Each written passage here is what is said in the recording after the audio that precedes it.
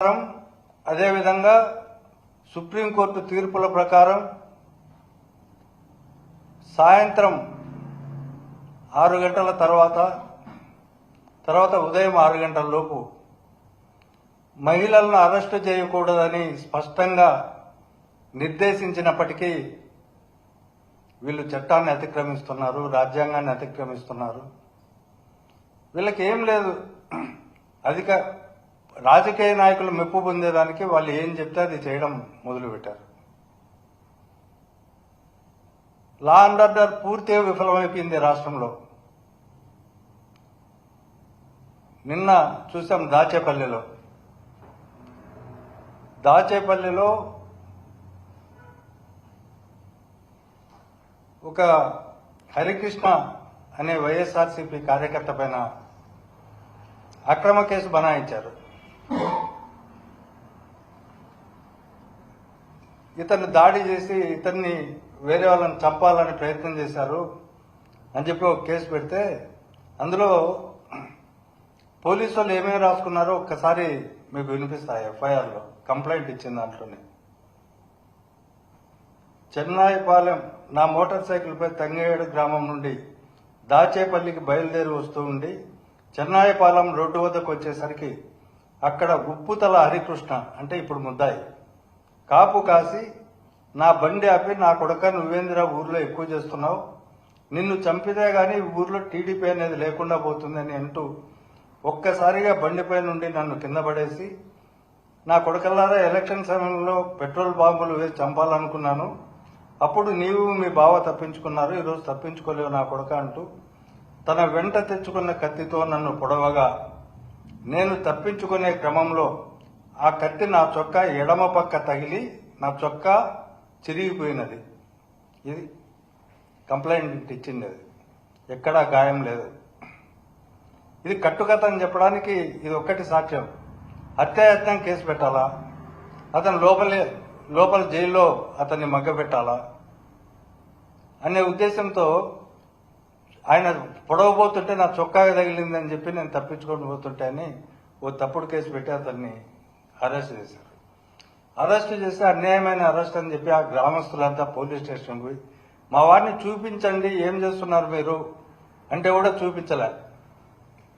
చూపించబోక రాత్రిపూట విపరీతంగా అతన్ని కొట్టి అతను నడవలేని పరిస్థితుల్లో ఉంటే ఆ ఊరి గ్రామస్తులకు చూపించకుండా ఉంటే వాళ్ళు ధర్నా చేయడం జరిగింది పోలీస్ స్టేషన్ దగ్గర. మీకు ఇష్టం వచ్చినో చెప్పుకోకండి, మేము అతన్ని చూపించాము. ఇది పోలీసుల ప్రవర్తన. ఒక్కసారి అతన్ని కొట్టిన వీడియోలు చూస్తే ఈ రాష్ట్రంలో పోలీసులు ఎంత నిర్భీతిగా నిస్సిగ్గుగా కూటమి నాయకులు ఏమి చెప్తే అది బరి తెగించి పనిచేస్తున్నారన్న దానికి, మానవ హక్కులను ఎలా హరిస్తున్నారనే దానికి ఇది ఒక చిన్న ఎగ్జాంపుల్.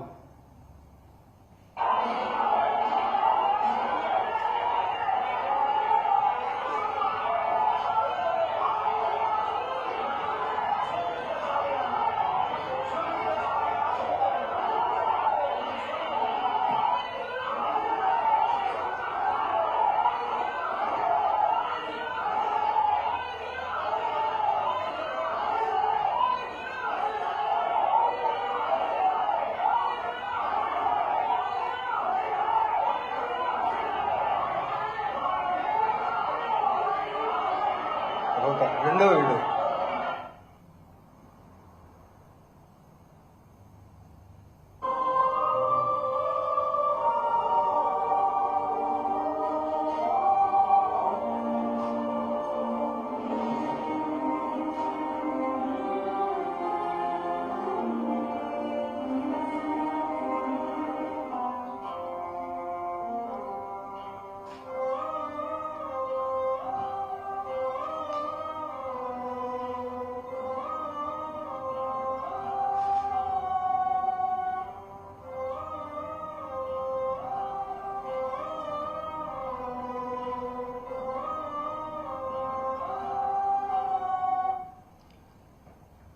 ఇంత ఇన్సిడెంట్ జరిగిన తర్వాత కూడా పోలీసులు తమ తప్పులను కప్పిపుచ్చుకోవడానికి రిమాండ్ రిపోర్ట్లో ఏం రాస్తారంటే 1 గంటకు మేము వాళ్ళ ఇంటికి పోయాం, అతన్ని అరెస్ట్ చేశాం, 4 గంటలకు మీడియేటర్లను తీసుకొని పోయి పోలీస్ స్టేషన్లో మధ్యవర్తుల సమక్షంలో మేము ఆయన కన్ఫెషన్ స్టేట్మెంట్, నేను నేరం చేసినాను, నేను కత్తితో అతన్ని పొడవడానికి ప్రయత్నించాను, అతన్ని చంపాలని ప్రయత్నించానని అతనే నేర వాంగ్మూలం ఇచ్చినట్టు, అతన్ని విపరీతంగా రాత్రంతా కొట్టి గాయపరిచి అతనితో సంతకం పెట్టించుకొని ఒప్పుదల పత్రం పైన తర్వాత మరుసటి రోజు అందులో కోర్టులో ప్రొడ్యూస్ చేసే సందర్భంలో ఈ గాయాల కారణాలు కూడా రిమాండ్ రిపోర్ట్లో చెప్తారు వాళ్ళే.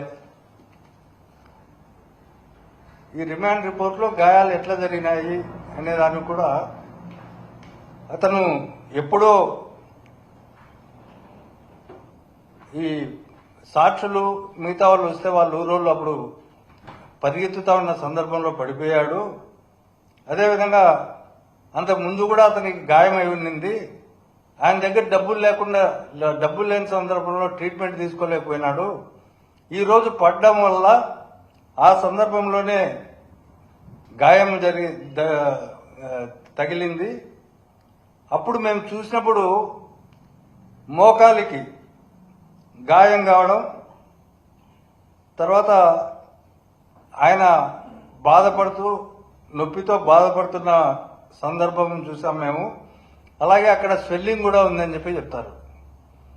అంటే వాళ్ళు రాత్రంతా కొట్టి అతను నడవలేని పరిస్థితికి తెచ్చి మళ్ళీ ఉదయం బుకాయించేదానికి ఆయనతోనే కన్ఫెషన్ స్టేట్మెంట్ రికార్డ్ చేసుకుని వాళ్ళ ఊరి వాళ్ళంతా వచ్చి ఇది అన్యాయమైన అరెస్టు, మా వాడు ఇంట్లో పట్టుకొని ఉంటే మీరంతా పోయి తీసుకొని పోయినారు, పోలీస్ డౌన్ అని నినాదాలు ఇస్తే వాటిని కవరప్ చేయడానికి ఇవన్నీ చేస్తే మేజిస్ట్రేట్ ముందర ఆ ముద్దాయి స్పష్టంగా చెప్పాడు, రాత్రి వాళ్ళు పోలీసులు కొట్టడం వల్ల నాకు గాయాలైనాయని చెప్పి. అవన్నీ రికార్డ్ చేసిన మేజిస్ట్రేటు అతన్ని హాస్పిటల్కు పంపించి హాస్పిటల్లో ట్రీట్మెంట్ తీసుకోమని చెప్పడం జరిగింది. ఈ దాచేపల్లి సిఐ భాస్కర్ రావు ఇతనే ఇంతకుముందు కూడా పాలేటి కృష్ణవేణి అనే మహిళని హైదరాబాద్ నుంచి అరెస్ట్ చేసి తీసుకొని వచ్చి తీవ్రంగా హింసించి రాత్రి 2 గంటల వరకు ఆమెకు భోజనం కూడా పెట్టకుండా ఆమెను అసభ్యకరంగా మాట్లాడి ఇది చేశారు. దానిపైన కూడా ప్రైవేట్ కేసు ఫైల్ చేస్తా ఉన్నాం. అదేవిధంగా తాడికొండ సిఐ మొవ్వా వాసు, డిఎస్పీ మురళీకృష్ణ వీళ్ళిద్దరు కూడా ఈ కూటమి ప్రభుత్వంలో రౌడీల్లాగా పోలీసులుగా కాకుండా రౌడీల్లాగా వ్యవహరిస్తున్నారనే దానికి కంచేరి ఎంపీటీసీ కల్పనను అర్ధరాత్రి పూట అరెస్ట్ చేయడం అనేది ఒకటి. అదేవిధంగా ఈ మధ్య వీడియోలో చూశారు మీరు, విడుదల రజని మాజీ మంత్రి, ఆమె పట్ల పోలీసులు ఎంత దురుసుగా ప్రవర్తించారో మొత్తం సోషల్ మీడియాలో వైరల్ అయి ఉంది.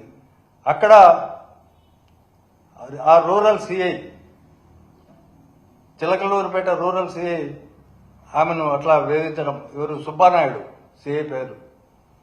అంటే వీళ్ళకి చట్టం అన్నా న్యాయం అన్నా లేకపోతే కోర్టులన్నా ఏం గౌరవం లేదు. మా బాసులు ఏం చెప్తే అది చేస్తాం, వాళ్ళు ఏమి కొట్టమంటే కొడతాం, తిట్టమంటే తిడతాం, చంపమంటే చంపుతాం. ఆ స్థాయికి, నీచమైన స్థాయికి దిగజారిపోవడం. ఒక వ్యవస్థను కూటమి ప్రభుత్వం 100% భ్రష్టు పట్టించింది రాష్ట్రంలో. ఒక పార్టీకి అనుకూలంగా మరో పార్టీకి వ్యతిరేకంగా పనిచేసే పరిస్థితులు పూర్తిగా వచ్చాయి. పెద్దారెడ్డి గారు మాజీ ఎమ్మెల్యే తాడిపత్రి, ఆయన గ్రామంలోకి ఆయన మాజీ ఎమ్మెల్యే తాడిపత్రిలోకి ఎంటర్ అయ్యేదానికి అవకాశం లేదు. జేసీ ప్రభాకర్ రెడ్డి రోజు బూతులు తెట్టి నువ్వు ఎట్లొస్తావో తాడిపత్రికి నేను చూస్తా, నిన్ను చంపేస్తా, నువ్వు ఎట్లా అడుగు పెడతావు, మీ ఇల్లు కూల్చేస్తా అని ఓపెన్ గా ఇస్తా అంటే ఒక్క కేసు లేదు అతని పైన. కేసు పెట్టకపోగా ఎస్పీ వత్తాసు పలుకుతున్నారు వాళ్ళకి. ఆయన హైకోర్టును ఆశ్రయించాడు. నేను నా గ్రామంలో నా నియోజకవర్గానికి పోనీకుండా చేస్తున్నారు పోలీసు అధికారులు కూడా, కాబట్టి నేను పోయేదానికి అవకాశం కల్పించండి, నాకు తగిన రక్షణ కల్పించండి అని చెప్తే హైకోర్టు స్పష్టంగా ఒక ఆర్డర్ ఇచ్చింది. 5 వెహికల్స్లో మీరు తాడిపత్రికి వెళ్ళండి, ఆయనకు పోలీస్ ప్రొటెక్షన్ ఇవ్వండి, అక్కడ శాంతి భద్రతలు ఉండేలాగా చూడండి అని ఎస్పీకి ఇస్తే, డైరెక్షన్ ఇస్తే ఎస్పీ ఎన్ని రిప్రజెంటేషన్లు ఇచ్చినా ఇవాళ రేపు లేకపోతే నెక్స్ట్ వీక్ తర్వాత నెక్స్ట్ వీక్ అని దాదాపు 1 నెల నుంచి కాలయాపన చేస్తున్నాడు. ఒకరోజు చంద్రబాబు నాయుడుతో ఉరవకొండకు వస్తున్నాడు, అంతా మేము చాలా బిజీగా ఉన్నాము. ఇంకో రోజు కడపలో మహానాడు జరుగుతుంది, చాలా బిజీగా ఉన్నాము. తర్వాత మేము చెప్పిన డేట్లో మీరు వెళ్దురు అని చెప్పి ఎస్పీ కాలయాపన చేస్తున్నాడు. ప్రజాస్వామ్యంలో ఎవరి ఊరికి వాళ్ళు పోకుండా, అసలు అతనికి ఆ స్వేచ్ఛ లేకుండా, ఆ నియోజకవర్గ ప్రజలతో మాట్లాడలేని పరిస్థితిలో ఒక మాజీ ఎమ్మెల్యే ఉన్నాయంటే ఈ రాష్ట్రం, ఈ ప్రభుత్వం సిగ్గుతో తలదించుకోవాల్సిన పరిస్థితి కాదా అనేది